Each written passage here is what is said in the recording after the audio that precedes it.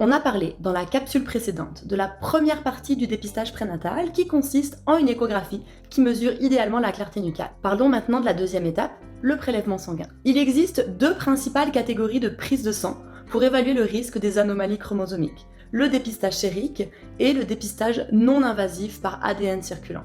Le dépistage sérique ou biochimique va doser des hormones, dont les valeurs vont être ajoutées dans un algorithme qui va également intégrer l'âge maternel et la mesure de la clarté nucale si elle a été mesurée. Ce calcul peut être effectué dans le système public, sans frais, ou dans le système privé, avec généralement un taux de détection un peu plus élevé et des délais un peu plus réduits. Le dépistage non invasif de l'ADN circulant est aussi appelé dépistage par ADN fœtal. Il va analyser des petits fragments d'ADN qui viennent du placenta et qui flottent dans le sang de la mère, avec un taux de détection de près de 99% pour la trisomie 21, qui permet de réduire significativement le risque pour la grossesse. Cette analyse permet d'estimer aussi un risque pour les trisomies 13, les trisomies 18 et les anomalies des chromosomes sexuels X et Y.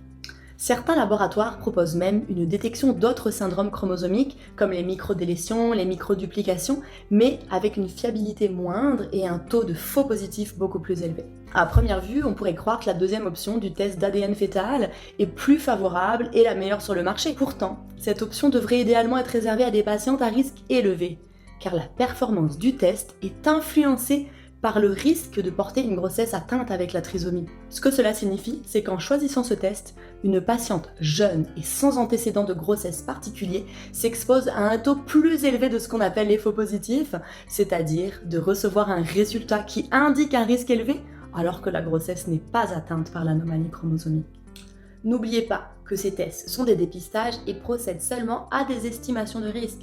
Si vous obtenez un risque faible à votre test d'ADN fœtal, le risque de trisomie sera très faible, de l'ordre de inférieur à 1 sur 10 000, mais il ne sera pas 0. Et de la même manière, si vous obtenez un risque élevé de trisomie suite au test d'ADN fœtal, cela ne signifie pas que nous avons la certitude que la grossesse est atteinte de trisomie. Une procédure de diagnostic prénatal sera recommandée et permettra de confirmer la présence ou l'absence du diagnostic à 100%. Chaque cas est particulier. Si vous êtes enceinte et que vous vous questionnez sur le test de dépistage prénatal qui est le mieux adapté dans votre situation, n'hésitez pas à contacter un service de conseil génétique pour prendre une décision bien éclairée. La génétique en clair est disponible sur Facebook, YouTube, TikTok et Instagram. Alors n'hésitez pas à vous abonner et écrivez-moi si vous avez des questions ou des sujets qui vous intéressent.